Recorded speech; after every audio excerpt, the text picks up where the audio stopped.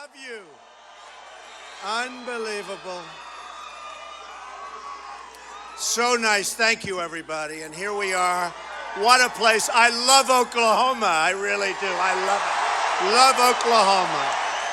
Love, love, love.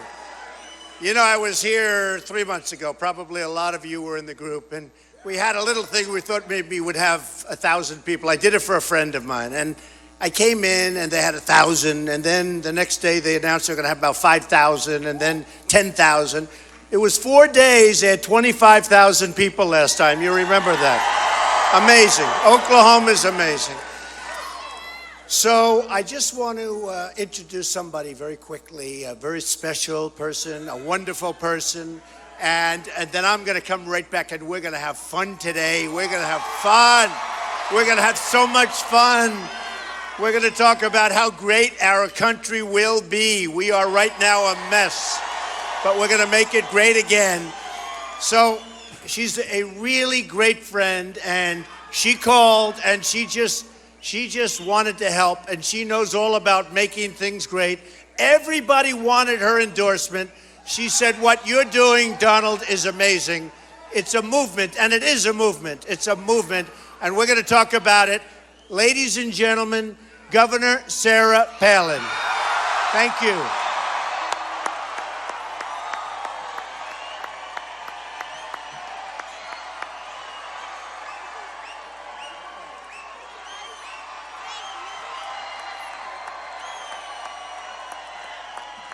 Thank you so much, Oklahoma. It is so good to be here.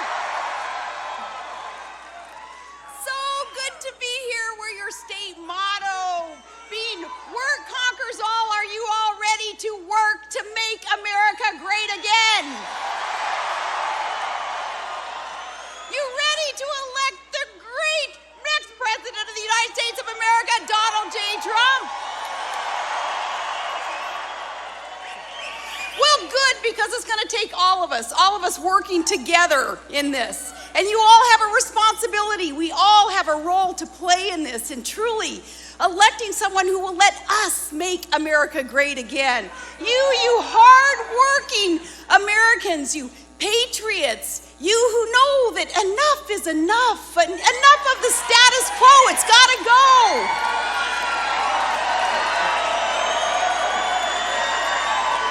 In this great awakening, you all who realize that, man, our country is we're going to go to hell in a handbasket under this tragic fundamental transformation of America that Obama had promised us. No, what we need now is a fundamental restoration of America, all that is good and free and secure and exceptional about America. So we need to be in it to win it. And we're in it because we believe in America. And we can believe that our best days are ahead of us. But we're going to have to start doing things completely different. Things that over the last 7-8 years have gotten us into the mess that we're in. We need to elect a commander-in-chief who will respect our troops. A commander-in-chief.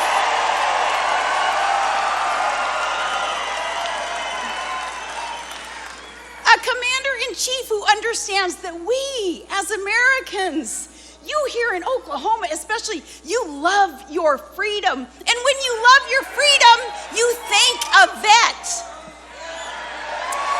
You think of that. And then you realize that our vets deserve a commander-in-chief who will let them do their job and go kick ISIS ass.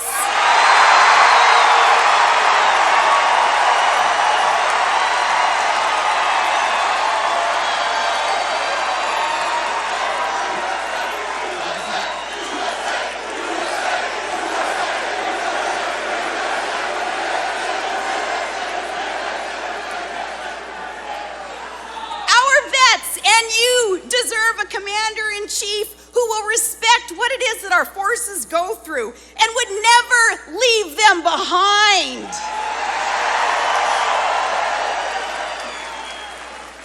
A commander-in-chief who would never lie to the families of the fallen.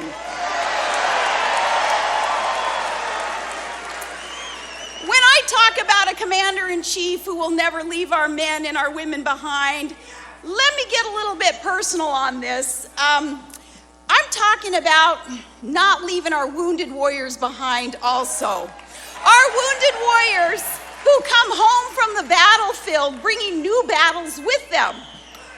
Our wounded warriors, sometimes in body and in mind, coming back different than when they left for the war zone. I can talk personally about this. I guess it's kind of the elephant in the room because my own family going through what we're going through today with my son, a combat vet, having served in a striker brigade, fighting for you all, America, in the war zone.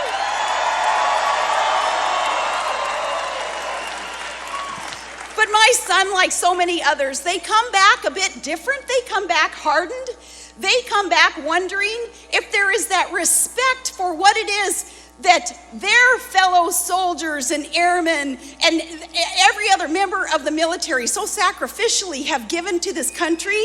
And that starts from the top. It's a shame that our military personnel even have to wonder if they have to question if they're respected anymore. It starts from the top. The question, though, that comes from our own president, where they have to look at him and wonder, do you know what we go through? Do you know what we're trying to do to secure America and to secure the freedoms that have been bequeathed us?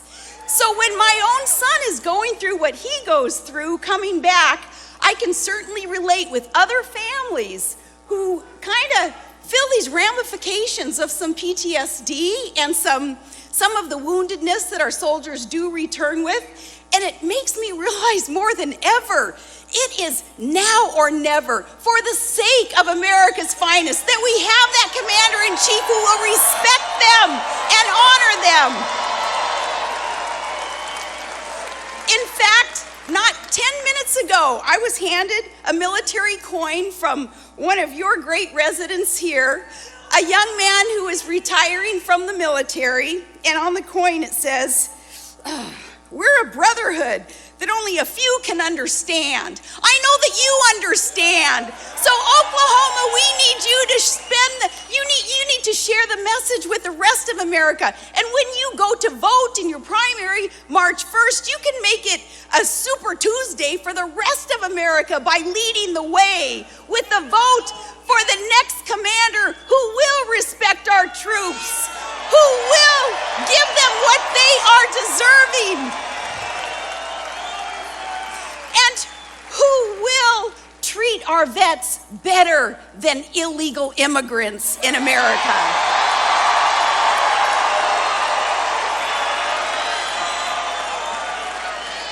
Well, we're in this together, and we're in it because just last week we saw our sailors suffer and be humiliated at the hands of Iranian captors, where we were made to apologize. And why was that? It's because of a weak-kneed capitulator-in-chief who doesn't know how to negotiate. And he has decided that, well, from now on, America is going to lead from behind. What the enemy was doing was sending a message to the rest of the world. And that message they tried to send was that, they will capture and America will kowtow and America will apologize. And then in the deal, we will bend over and then say thank you. What a deal. Only one candidate has that proven record of success where he masters the art of the deal. He is beholden to no one but we the people. He's beholden only to doing the right thing. And he is perfectly positioned to make America great again. Are you ready for that, Oklahoma? Are you ready to see the change?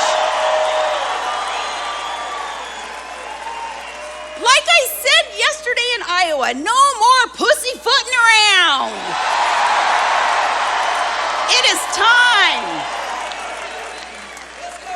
You You deserve the best. Now, our candidate, he is from the private sector. He's not a politician, and here is where you say hallelujah.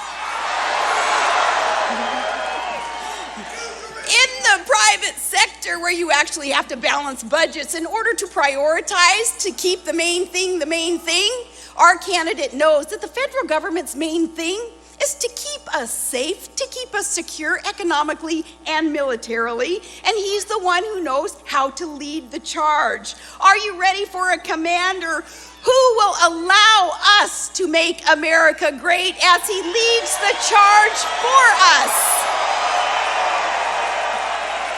Are you ready to finally secure our border so that we can secure our homes and our jobs? Are you ready to stump for Trump? I'm here to support the next president of the United States of America.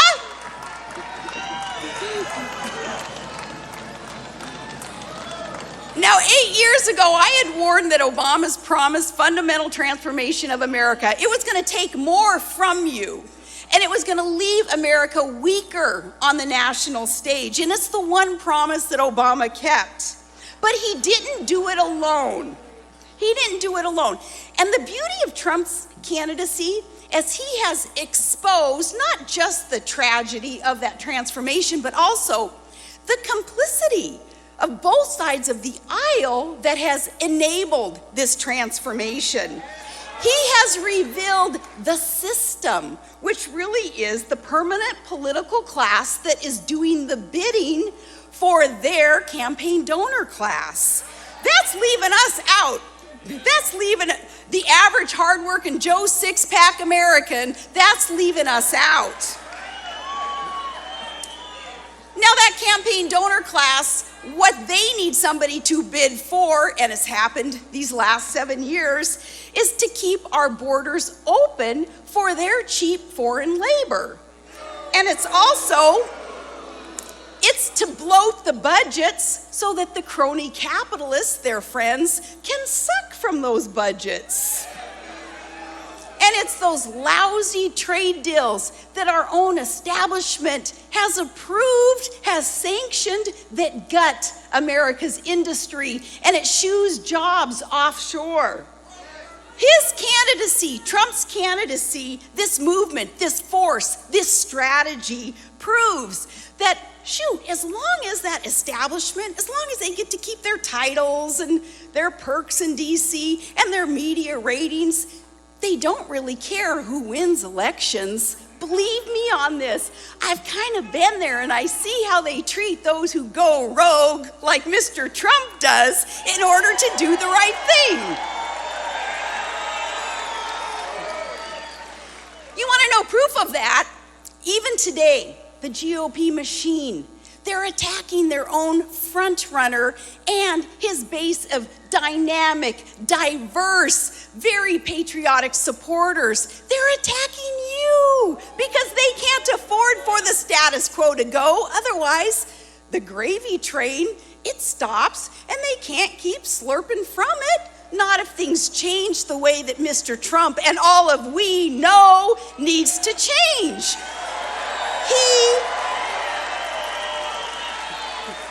He is the candidate that has the power and is in the position to bust that up and to make those changes that many of our own candidates that we work so hard to get elected and then we send them to DC that they promised to do, but then they get to DC and they don't even try to do it because they're all beholden to one another. That's the beauty of Trump's candidacy. The way that he goes rogue, we can trust then that things are going to be different when he's elected. Now, it's funny to be here in Oklahoma, here the land of red dirt, you know, with your red bud trees.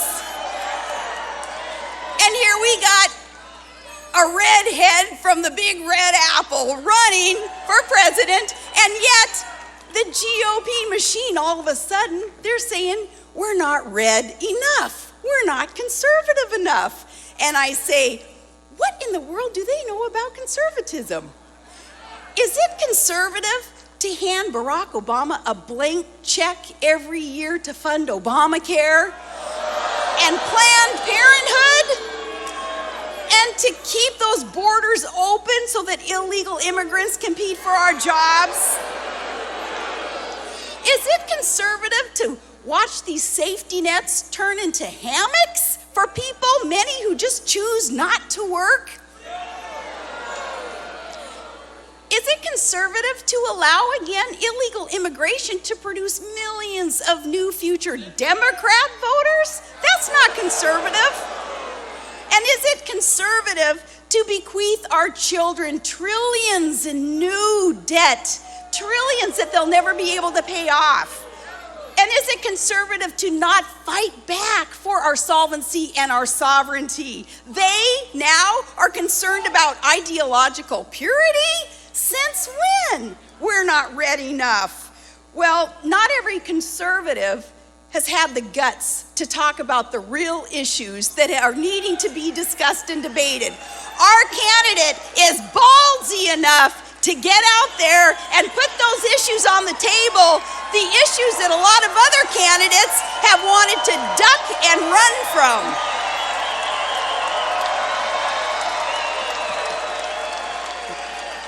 Donald Trump, he's talked about the issues that matter, the issues that you and I talk about and are concerned about. Whereas there are some others who, nope, instead of wanting to talk about the tough issues, they wear political correctness like a suicide vest.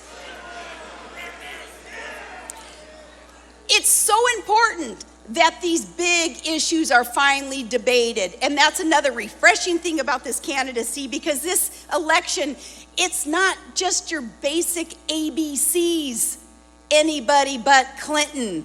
Not this time, it's even more than that. When we're talking about a nation without borders, a bankrupt federal government, no more Reagan-esque power through strength, then we're talking about our very existence here, friends. So they who say, oh, but now all of a sudden this base of support, well, they sound angry. I say, doggone right, we're angry, and justifiably so.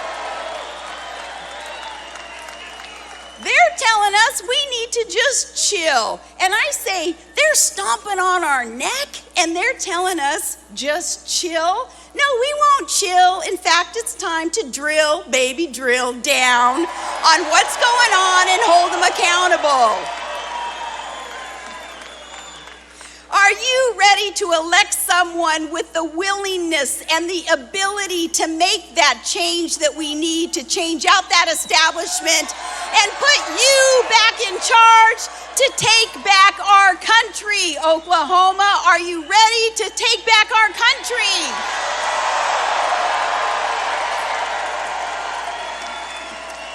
Well, our candidate is a leader. He has spent his life truly there, even though, yeah, he's a multi-billionaire, and not that there's anything wrong with that.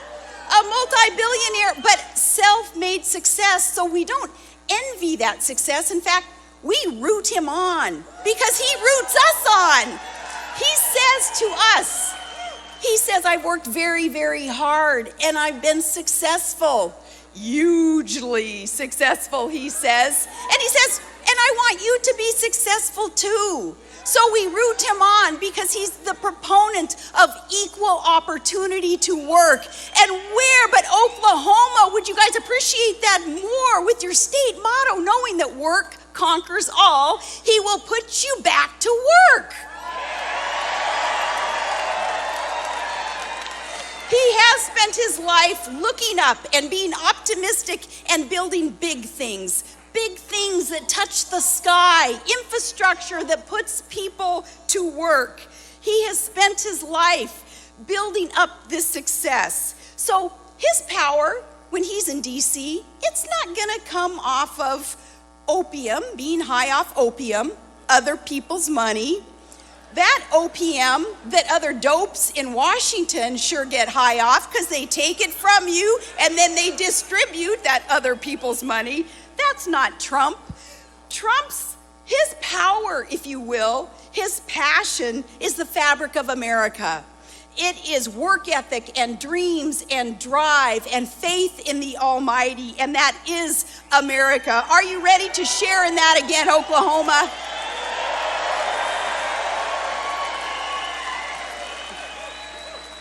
the unifying values that he has and that he'll share more about with you all, his unifying values, well, they reach from big cities and tiny towns, from big mountain states to the Big Apple and the big, beautiful heartland in between.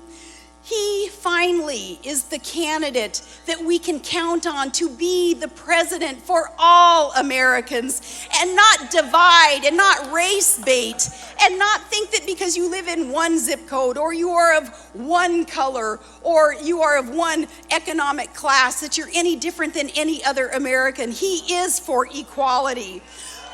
I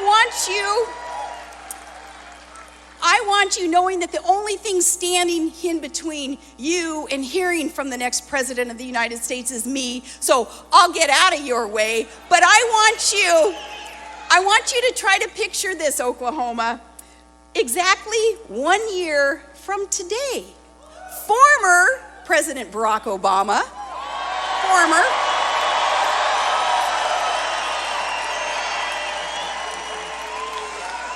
he's gonna be packing up the selfie sticks and packing up the teleprompters and the Greek columns and all that hopey-changey stuff, and he's gonna head back to Chicago where he can look for some community to organize again. But from there, he'll finally be able to also look up.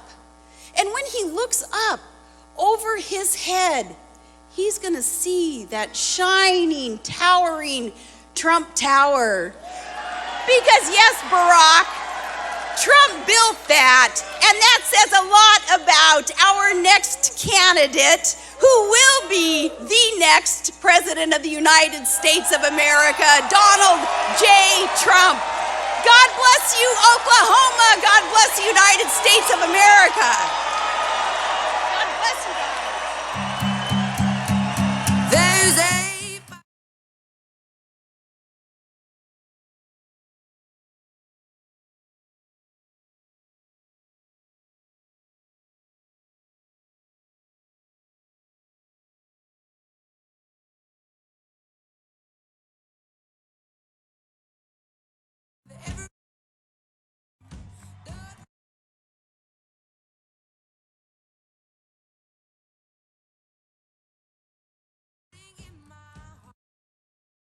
Wow, that was so great. Sarah, thank you so much. Amazing. Thank you. Thank you, Todd. Thank you, Todd. These are great people, really great people, and I want to thank everybody. And I want to thank everybody for being here. This is some crowd. This is some crowd. So a lot of things have happened over the last number of weeks. We've had our sailors with their hands up, sitting in a begging position. Not going to happen. Believe me, not going to happen. Not going to happen. 10 young, wonderful people. They were forced to do something. This should not be happening to us. It should not be happening to us. And believe me, if this president and this Secretary of State didn't give them $150 billion, they'd still be there, and they'd be there for years. $150 billion we gave them. We're in a different world now, folks. We're going to be in a different world now. So I want to thank everybody. I just want to give you a little news because, you know, on March 1st, you have a big day coming up. Big day. Big day. It's a big day. I love you too, even though you're a guy. Even though he's a guy, I love him. I don't care. But we have a big day, March 1st. You have to get out and vote. You got to get out and vote. Because, you know, if you don't vote, we're just wasting time. We're just all wasting time.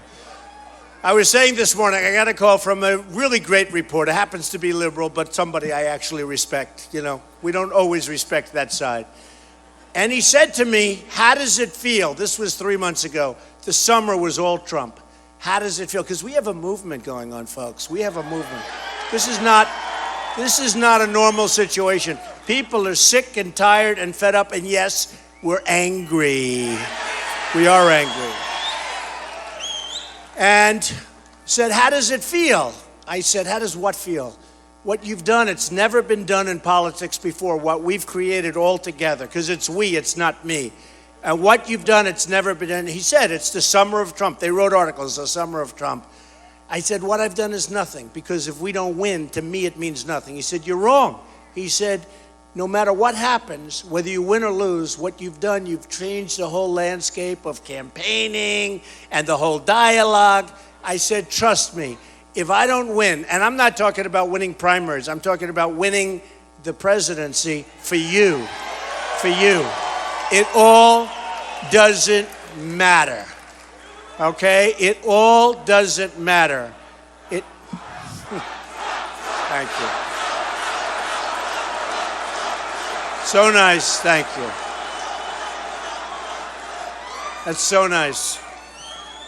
But it really doesn't matter, because what are we going to do? We're going to look back. We had some nice rallies. We had a lot of people. And by the way, we have by far the most people. Not even a contest. About 2 weeks ago, we had a rally. 1,000 people.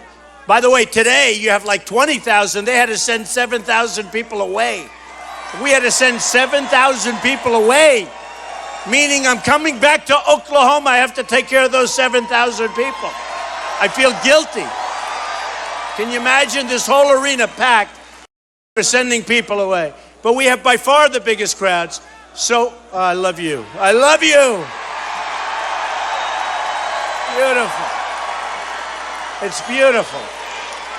It is beautiful. But we had a case where Sanders, can you imagine this guy, a socialist / communist, is doing well? No, he's beating Hillary Clinton. Can you believe this? This guy, he's a whack job. He's a wacko. He's beating Hillary Clinton. Oh, boy. I tell you what, I really want to run against her, but I really would like to run against Bernie Sanders, too. Wants to bring your taxes 90%. Does anybody here mind paying 90% in tax? Because that's what Bernie wants to do. So I have to be careful. I don't know. If I say really bad, I might end up with her. You know, I think I probably helped him a lot recently. Who's that? Get him out of here. Go ahead. Get him out of here. Get him out of here. All right, get out of here, kid.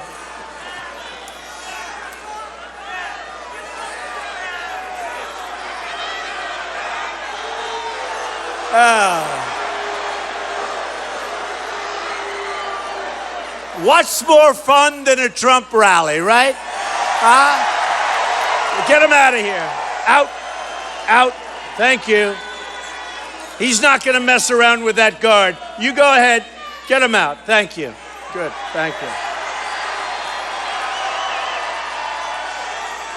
Come on. Let's go. See, he wants to be politically correct. This isn't the old days.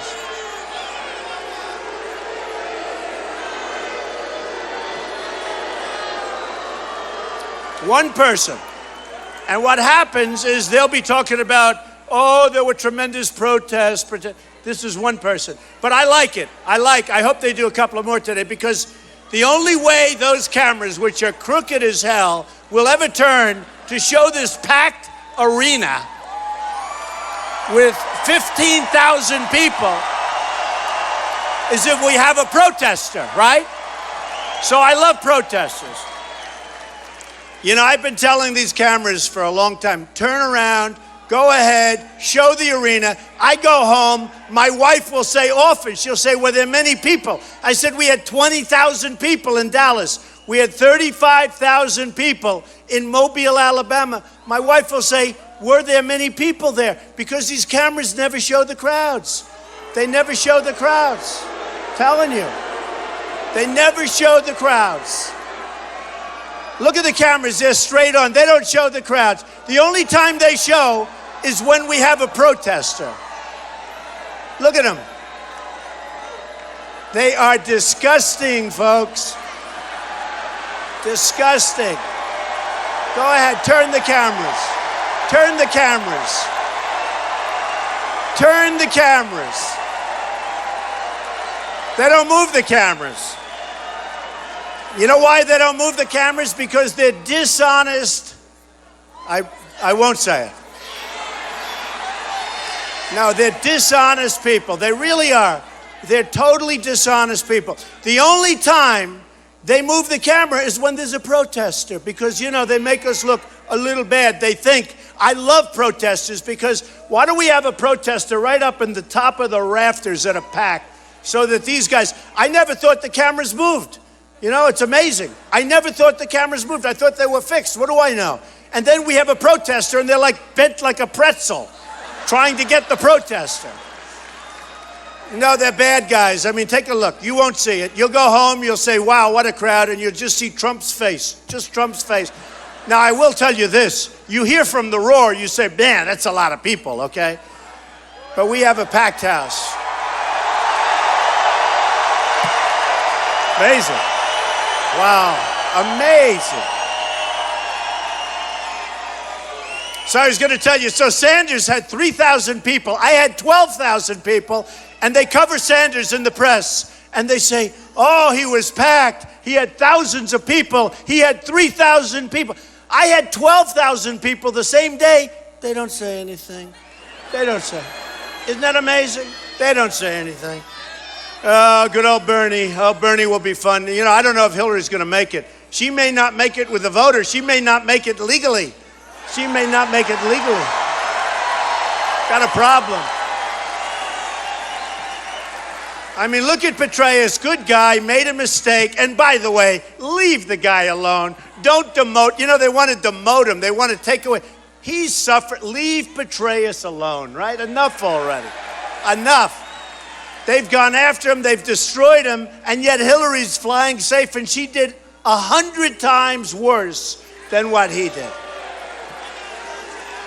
And you notice how positive she is about the president? You know why, right? You know why? Because she wants to stay out of the clink. That's why. Okay? Believe me, that's why. She's 100. I mean, every single thing. Oh, the president's wonderful. She never thought the president was wonderful before. She couldn't stand the president. And frankly, he couldn't stand her. Now all of a sudden, he's wonderful, wonderful. It's very simple. She wants to make sure she gets through this thing. And he does have the power of the presidency. So, who the hell knows? What is it, darling? I love you. I love you. I even love the protesters. There aren't too many. So, I have to tell you this because I always love it. You know, I talk about polls. I'm like obsessed with polls. Only when I'm in first place, I'm obsessed. If I was ever in second place, which for the most part, I haven't even been in second place, but if I was in second place, believe me, and these candidates come up to me, and I'm friendly with some of them. Some of them are actually nice people. They're never going to be able to get Mexico to pay for the wall, I can tell you that. That I can tell you. They don't even have a clue. But they said to me, why are you always talking about polls? The candidates. I said, because I'm in first place. I'm in first place. One of them came in, he's in like 9th place, 10th place. Why do you always talk about polls? I said, look, if I was in 10th place, I would not be talking about polls. But I'm obsessed. I love these polls. Here's one just came out today. Listen to this. The great state of Florida. Very important, very big, great, great place. I love it. Florida, Trump, 48. 48. Cruz 16, Rubio 11, Bush down in the toilet. Can you believe it? Unbelievable. How about Bush? Look, the guy spends, now he's up to $79 million. Okay, now I wouldn't even mention this, but a lot of it's ads against me. He does these negative ads against me. Otherwise, I wouldn't mention it. Maybe I would. But $79 million. And he's Bing down in the basement, right? And the first thing you should do is you should get rid of the Jeb stuff. Get rid of all of the nonsense that he's going through with, I can fix it. You know, his new slogan, I can fix it. He can't fix anything. He's a low-energy person. Low-energy people don't get things fixed. But if he were a real politician, he'd be careful when he says, I can fix it. Because where I come from, that's dishonest. When you fix it, you're dishonest. He shouldn't say, I can fix it. Now, I think he's probably an honest guy, but a stiff. There's no question about it. But here's the thing. Here's the thing. He spent $79 million, much of it in negative campaign ads against me. He's the one guy. Everybody that's hit me so far has gone down. That's going to, like with the country, that's the way, right? Think of it. Everybody, our wonderful governor of Texas, he comes out, he hits me so hard. I said, what did I do to him? I hardly know this guy. So many, yeah, all right, make America great again. You better believe it. These people are not.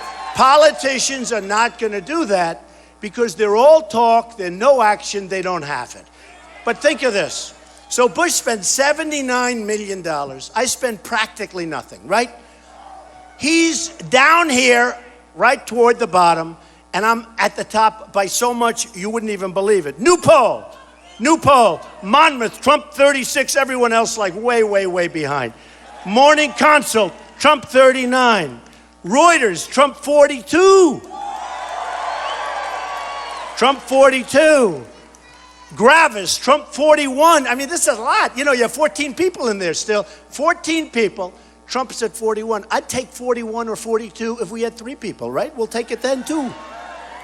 And you know, it's funny. All of these guys, they're always saying, the pundits, believe me, they're not smart people. You take those glasses away from George Will, and he's a stupid-looking guy, okay? No, it's true. Okay. I mean, Karl Rove, this guy, he predicted, he still thinks Romney won the election. Remember the evening? No, Romney won. He won. I'm telling you, he won. They had to take him off the air in a basket. I mean, this guy, and he's everything. I had a poll that was so incredible. I was killing everybody. Like a month ago, he's on television saying, well, it can change. It doesn't mean that much. It can change. He couldn't even hold his breath. He's like a boiler waiting to explode. The hatred. And what it is establishment. Because I'm not taking anybody's money. I don't want their money. They don't control me. I'm doing what's right for you. It's the establishment. No, it's the establishment. They're very upset. I'm self-funding. And it's sad because, you know, my whole life, I'm a very greedy person. I've been taking, greedy, billions and billions of dollars. I've had tremendous success. By the way, the reason I say that, because that success is going to you, because that's what I want to do. But greedy, I want to be greedy for you. I want to be greedy now for the United States. I don't want stupid deals. I don't want to be losing $500 billion a year in trade with China and with all of these countries. We're going to be greedy for you. It's unbelievable. So you have a guy spending $79 million. I've spent practically nothing. And I said, wouldn't it be nice if the country could do that? So that, like education, I love education. To me, education is so important. So my uncle was a professor at MIT for many, many decades. Very smart. We have good genes for that stuff. You know, it's good. Got to be smart. You know, you got to be smart. You know, they always say, he's so plain spoken. Plain spoken. I know more than any of these guys. Plain spoken. I went to Ivy League school, the whole thing. Plain spoken. They say it as I don't think it's a compliment, but they say plain spoken. Let me tell you something. I'm plain spoken because sometimes the words, I can come up with extremely nice words, except there's no better word to describe our leader and our administration than the word what? Stupid. Stupid. These are stupid people. What's going on in Washington is purely stupid. Now give me a better word than that and I'll use it. But you know what? All the Ivy League that I have, the Wharton School of Finance, somehow they've never come up with a better word to describe what we're going through. So wouldn't it be nice if instead of education, we're number 1 in terms of cost per pupil by a factor worldwide, by a factor of many. Number 2 is so far behind, forget it. Like in the polls, number 2 is so far behind. We want to keep it that way. So we're number 1 in the world in terms of spending. We're number 28 in the world in terms of where do we stand. We have third world countries that are ahead of us. Third world countries. Countries that you wouldn't believe. Some countries that you've hardly heard of. And they're ahead of us in education. Wouldn't it be nice? So we spend the most and we're down on the bottom. Wouldn't it be nice if we spent not very much like our campaign? We don't spend that much, right? And we're at the top. Wouldn't that be nice? So we can do that, or almost. And we're going to do a lot of things like that. We're going to start winning again. We don't win anymore. We don't win. When was the last time, seriously, and I say this all the time, when was the last time our country won? We don't win. We don't win. We don't win in trade. We don't win militarily. We don't win. You know, when I was growing up, we never lost a war, right? Now we never win a war. We never win a war. We leave Iraq where we shouldn't have been. And by the way, in 2003, 2004, I said, don't go into Iraq. You'll decimate it, and Iran will take over the Middle East. It's exactly what's happening. I should get credit for that. And I'm the most militaristic person there is. But we got to know what to do. We have people that don't have a clue. Then Obama gets out, and he announces the date that we're leaving. We are leaving in 18 months on a certain date. I say, wait a minute, let's be unpredictable. We have to be unpredictable first. We want to be a little bit unpredictable. So what happens is the enemy pulls back, we leave, and now look at the mess we're in, right? Look at the mess we're in. Look at the mess. So we shouldn't have been there, but once we were there, we shouldn't have gotten out that way, and we should have kept the damn oil. We should have kept it. Unbelievable. These people, they're incompetent people. We have incompetent leadership at the highest level. They don't know what they're doing. They don't know what they're doing. So I said, keep the oil. Now, how long? You've been with me for a long time. Have I been saying that for 4 years, for 3 years, for years, right? We just started after Paris. Paris was a disaster. Speaking of Paris, and speaking of California, where we lost 14 wonderful people to 2 radicalized maniacs, okay? We lost 14 wonderful, great people. People that held ceremonies for these 2 people that got married. We lost 14. Now, if sitting there in the room or standing, there were like you, right over there with a hat, you, I mean, I could pick out lots of people. If we had a couple of guns on the other side where the bullets are going in the opposite direction, it wouldn't have been that way.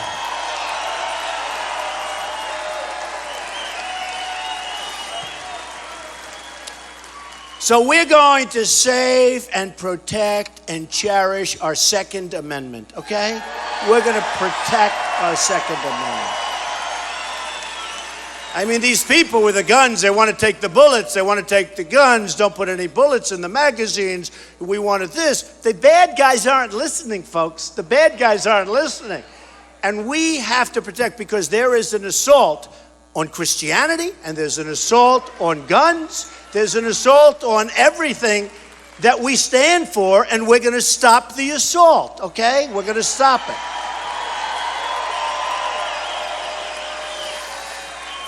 So I always say, thumbs up for the Second Amendment, thumbs down for Common Core. We're going to bring education back to the states and back to the people and the parents, and I see the way it works. I mean, we can't do any worse. We can't do any worse. So Common Core is out, and Second Amendment is in, and we're going to keep it. And we're going to keep it the way it is. It's so incredible. You see the kind of things that take place. I'll give you an example. It's not really the kind of negotiator I'm talking about for money, but it's the same thing. We have Sergeant Bergdahl, a dirty, rotten traitor, right? A dirty, rotten, no good traitor. 5 people were killed. 5 people looking for Bergdahl, and probably 6. But 5 people at a minimum were killed looking for Sergeant Bergdahl, right? We make a deal knowing, because you had a general and a colonel there talking to the people that knew him. You had a general and a colonel that knew he was a dirty traitor. And what happens? We give them 5 people that they most wanted for 9 years that are now back in the battlefield. Don't believe the press. And if they're not now, they will be soon. So we give them 5 people, and we get this dirty, rotten traitor. No good, folks. We don't make deals like that anymore. We don't make deals like that. As far as I'm concerned, we take them, we fly them over to the area, nice, heavily densed area, loaded up with ISIS. And before we bomb the hell out of ISIS, we drop Bergdahl right in the middle of it. Amazing. Amazing. Amazing. Amazing how stupid and how incompetent our leadership is in our politics, just to make a deal like that. And I mention that just because it doesn't make sense. I mean, the New Deal, look at the New Deal. We have 4 people, actually 5, but the 5th never showed up. They don't know where he is. They have no idea. But we have 4 people. We get back 4. They get 7. Plus they get 14 people that are on Interpol watch list. You know what that means? That's serious stuff. These are bad dudes. And they're getting taken off all the watch lists, right? They're getting $150 billion. They're going to they don't have to make nukes anymore. They can buy them. With the money we gave, they can buy them. And all you had to do is, when the negotiations started, what do? We walk into the room. We say, we can't give you any money. We're bust. We have no money. The country owes $19 trillion. Do you believe that? 19 trillion. $19 trillion is going to be 21 trillion. We don't have the money. We can't do it. They're going to say, no way, no way, no way. And we're going to walk out of the room. Nobody, not once did they walk. We didn't win 1 point. We never walked out of the room. You know, in the art of the deal, I say, walk every once in a while. It's a good thing, not a bad thing. Obama would have looked great. Kerry would have looked great if he walked. I don't know why. They were afraid to walk. It was a one-sided transaction. We were totally out-negotiated. The Persians are great negotiators, always have been, throughout history. They made us look like a bunch of dummies. We should have walked, double up the sanctions. Within 48 hours, they will call you and they'll say, here are your prisoners, darling, take them. 100%. 100%. Then after you have your prisoners, you go back in. We call it for seconds, right? We go back in. Only one man laughed at that, only one. We go back in for seconds. And we say, very nicely, sorry, we can't give you the money. So we got our prisoners back. Now we tell them we can't. They're going to go nuts. And we'll probably have to walk. Believe me, you'll double up. You'll never have to pay the money. The money shouldn't. And the biggest problem with me winning is that I'll never get that $150 billion back. I hate that. $150 billion we're giving these people, and it's a terrorist nation. Think of Iran. Think of this. They're taking over Iraq, which is even better than the 150. You know, Iraq, second largest oil reserves in the world, right? The second largest in the world. So I used to think the $150 billion was good. And until 2 weeks ago, I started thinking, I said, wait a minute, that was a great deal. 24 days inspection. They can self-inspect. How do you like that one? They can self-inspect certain areas. In other words, certain areas that they really don't want us around, they have the right to self-inspect. So we call them, we say, oh, excuse me, but I hear you're building nuclear in a certain area. Oh, well, we'll check. They call back the next day, oh, everything's fine. I mean, you can't believe it, right? You can't believe it. So with all of this, okay, I said, this is one of the great deals ever made. We didn't even get our prisoners back and believe me, without the $150 billion, you would have never gotten them back. They would have been there forever. They have no respect for us. They have no fear of us, but they have no respect for us whatsoever. But 2 weeks ago, I was thinking, I said to myself, you know, that's a great deal, but they made actually a better deal because we decapitated a country that has the second largest oil reserves in the world. And they are now walking into Iraq. They're walking in, just walking in, and they're taking over, just like you're standing there. Sorry about the seats, but we had too many people. Just like you're standing there, they're walking into Iraq. So they're taking over Iraq. They're going to take over Syria. They're taking over Yemen, but they don't really want Yemen. But Yemen has the borderline between where? Saudi Arabia. So they're going to take over Saudi Arabia. They want Saudi Arabia. That's what they really want. They want the oil. But their platform is Yemen. They don't want Yemen, but their platform is Yemen. Because take a look at the border. It's massive. It's long and open. And they're going to walk into Saudi Arabia. We have got people that don't know what's happening. We have leadership that doesn't understand the way the game is played. And when you talk about the names, we have a president that doesn't want to say radical Islamic terrorism. He doesn't want to say it. He doesn't want to say it. I mean, this weekend you had a hotel set on fire with many, many people killed. We don't even know how many people killed. And every day and every week something's happening. And I have friends who are great people. They're Muslims and they call me. Not all of them, but some of them. And they say, Donald, thank you. You've opened up a dialogue. There's hatred out there. There's unbelievable hatred. What you've done is a tremendous service. You've opened up a dialogue. We can't have this with our country. We have tremendous problems in our country between crime. We have our open borders. We have people pouring through like it's nothing. We have our anchor babies, which, by the way, I was right about. You don't need a new constitutional amendment. You don't need it. If a woman comes over and she's pregnant and she is on our land and she has the baby, we do not, and you've been brainwashed to think about this, we do not have to take care of that baby for the next 90 years. We don't have to do it. And the greatest legal scholars have said that. So, I mean, so many things have come out, so many things. And what's happened is the polls start coming, and then they do polls on who's best on ISIS, who's best on the military, who's best. And because I'm so strong on the border, as an example, our southern border, it's a mess. What's coming through is unbelievable. We have tremendous crime. We have tremendous drugs. We're losing our economy. Nobody does anything. I know the Border Patrol. I went to Laredo, Texas. These people are incredible. They're told, stand back, don't touch, these are these people that they called me, would you go? They want me to go there. I went there. I met with the Border Patrol. They're incredible people. They want to do their job. They can't do their job. They're told to stand back, don't do the job. People are pouring across. You've seen the pictures with the trains where people are, they're pouring across the border. We're going to have a very, very strong and powerful border. We're going to bring back our country.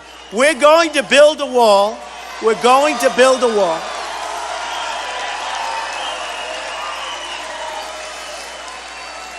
And Mexico's going to pay for the wall. And the reason they're going to, and again, when these guys say, well, Mexico won't pay for the wall, they have no idea. They're not business people, they're politicians. Let me tell you, Mexico will pay for the wall because Mexico makes so much money with our country, against our country, with all of the money they take in. They will pay for the wall, and if they do, it's a great deal for them. We have a couple of wise guys up there. We have a couple of wise guys. Yeah, get them out of here. All right, get them out. Come on, security. Let's see how fast you can do it. Okay, are they out of here? Get them out. Oh, look at the cameras. The cameras are all turned up there. Oh, that's nice. That's nice. Oh, they're so dishonest. So dishonest. All right.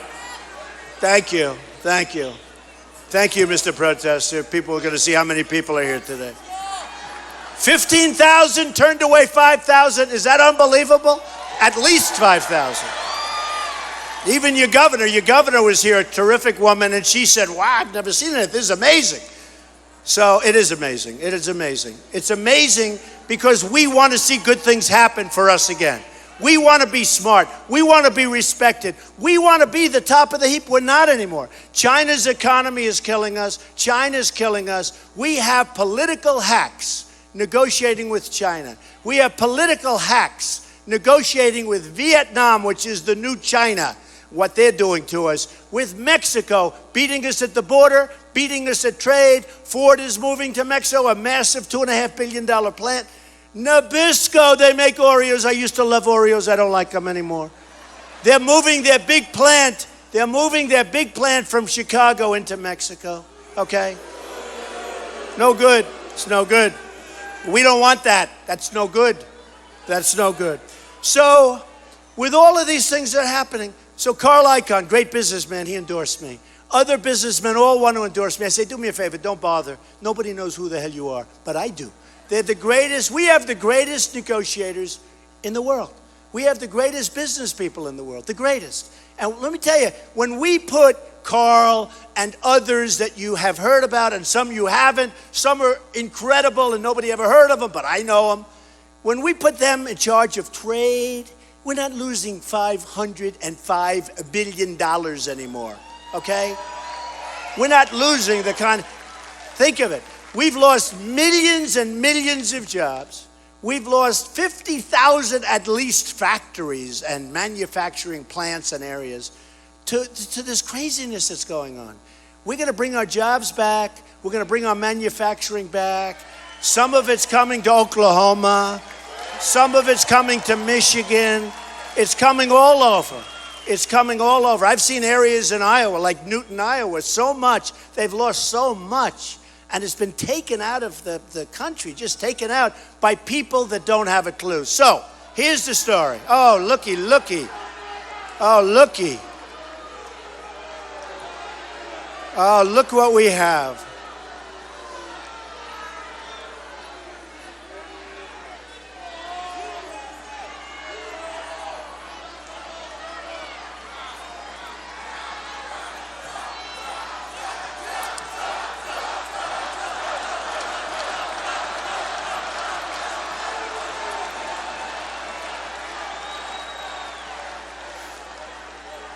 You know, yeah, get them out of here. Thank you, officer. Don't we love our police? We love our police, right? We love our police. They go through a lot, let me tell you. They do an incredible job. We wouldn't be here if it wasn't for them. They do a really incredible job. Thank you, officer. That's good.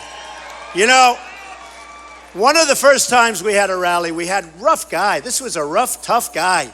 And he was screaming, he had a voice like Pavarotti. He sounded like Pavarotti and screaming. And then he started using his fists and punching. And these guys started taping it, and oh, it looked terrible. And I was rough. I said, get him out of here. Get him out now. Get him out of here. Okay. I got killed that next day. They said Trump was horrible. He was gruff. He was rough. One of the women said, he was gruff. Gruff. Here's another one. Is this, I love it. Okay, yeah, get him out.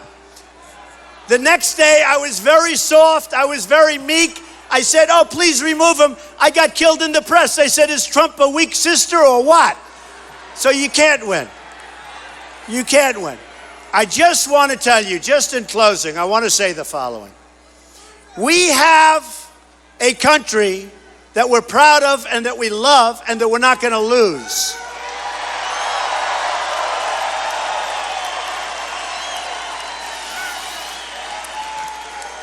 Oklahoma is a special place. I'll be back again. I love it. I love it.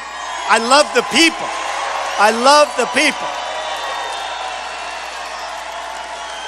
We are going to win on health care. We are going to win for our vets. We are going to win with military. We're going to build it so big, so strong, so powerful. We're going to close up our borders, and people are going to come in. But they're going to come in legally. They're going to come in legally. We are going to win so much. We're going to have win after win after win. You people are going to get sick and tired of winning. You're going to say, please, please, President Trump, we can't take this much victory. Please stop. We don't want any more wins. And I'm going to say to you, we're going to win. I don't care what you say. We're going to make our country great again. You didn't, frankly, have the balls to put country before party.